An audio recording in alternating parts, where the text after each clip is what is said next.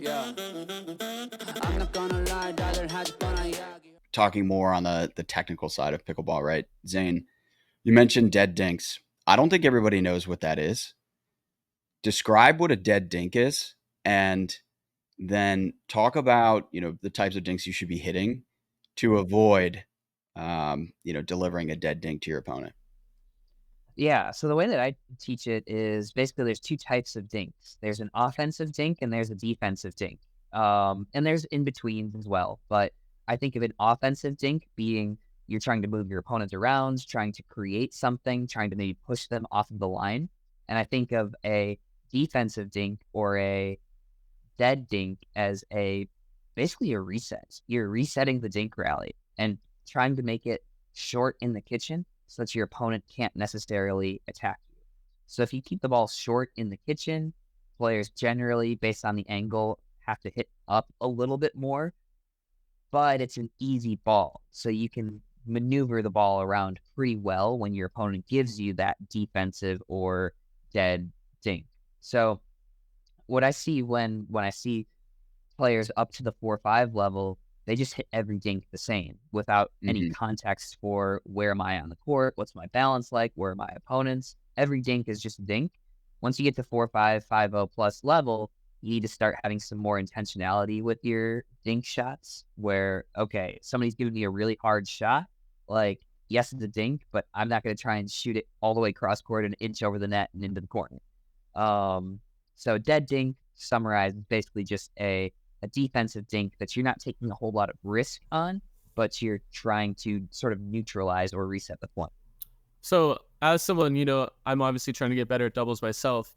I'm interested to hear your answer to this question. Would you say that you would rather have someone that hits, 50 dead dinks in a row without missing? Or would you rather be able to hit 10 like offensive style dinks, and possibly miss that 11th or 12th one? Which would you say would be a better advantage?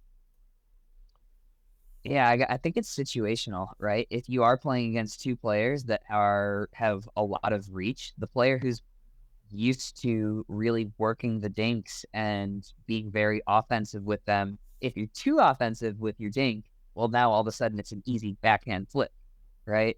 So you kind of have to, it's a bad answer, but you have to have both. Yeah. I would say the way that the game is progressing with a lot more offense, we don't have quite as many of the same long, extended, grind them out dink rallies. You get them every once in a while still, like definitely, especially when you're watching Ben and Colin play.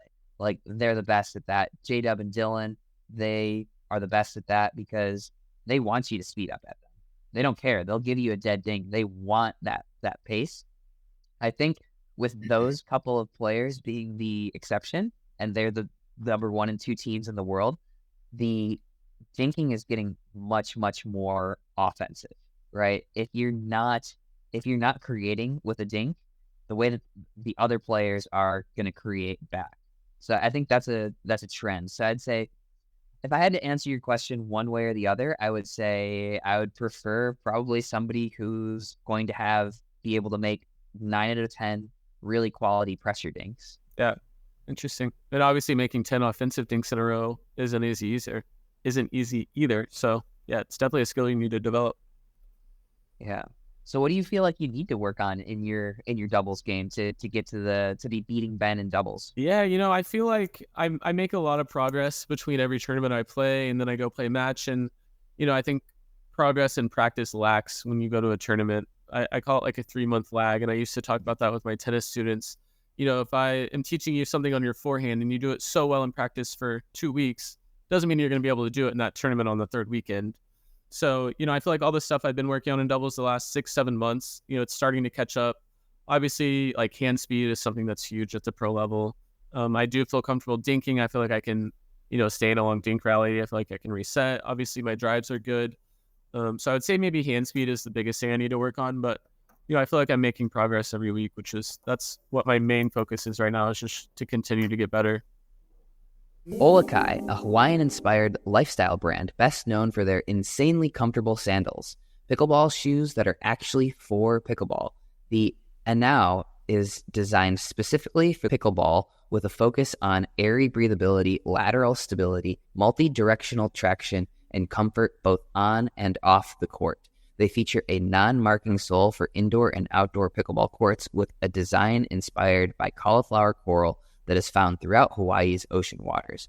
The purchase of every Olokai product gives back to Hawaiian nonprofits. Visit the link in the description and try a pair for yourself.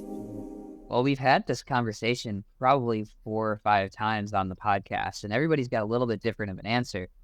So you're primarily, you mentioned a singles player, but I'm sure you did phenomenally in doubles as well. But it seems like singles was kind of your focus, at least through high school. When are we going to see specialization in pickleball? People ask me that all the time, and I don't want to be that guy. I don't want to be known as a single specialist. I would love for my doubles to be caught up on the same level as my singles, but I can't imagine a world in 3, 4, 5 years that people are grinding all 3 events. I mean, right now the singles game is so hard. I think it's the hardest event when you look at the amount of players coming in and all these people that come from tennis are automatically good at singles. So it makes it so hard to win a singles event. And if it keeps getting harder in 3 years, I just feel like there will be singles specialists at that point. It's hard to say. Obviously, pickleball changes so much, but I don't want to be that guy, but I think eventually there will be that. For sure. Well, singles is also very much a leading indicator to double success right now, right? Everybody who seems to break through to singles breaks through in doubles 6 months later. That's what I keep hearing. That's what I'm crossing my fingers for. Yeah, I mean, we can look at it. I mean, even somebody like JW kind of broke through in singles first and then doubles. Yeah. His were a little bit closer together, but Jaume, who's winning medals, even back in the day, Tyson was a singles player first. Me, I was winning singles stuff far before I was winning any double stuff. Long before you even picked up a pickleball paddle, Chris. Don't worry, I'm not coming for you. Spencer, you would crush me. I have no doubts about that. I think. All right. Here's a fun one. If I get to spin serve and we play tomorrow, who wins? You would win for sure. It's funny because when I started pickleball, I said 2 years ago in October, and that was still the last few months of the spin serve. And I was gonna play a tournament that year. I played for a month, and I was like, "Oh, I'm ready." And someone told me that the spin serve was gonna be outlawed by that January, and I was like, "Oh, that I'm gonna wait till January. That there's no way I'm gonna go play these guys." I couldn't get it back. There's a guy I practice with. He's a great guy, and he used to crush me with the spin serve. And now we play singles, and I win most of the time. But yeah, I couldn't get it back. Yeah, gotcha. Okay. Well, I'm gonna stick to that then. Yeah. Once they bring the spin serve back, I'm back. Right. You're all in. All in. Yeah. I'm not gonna lie, rather had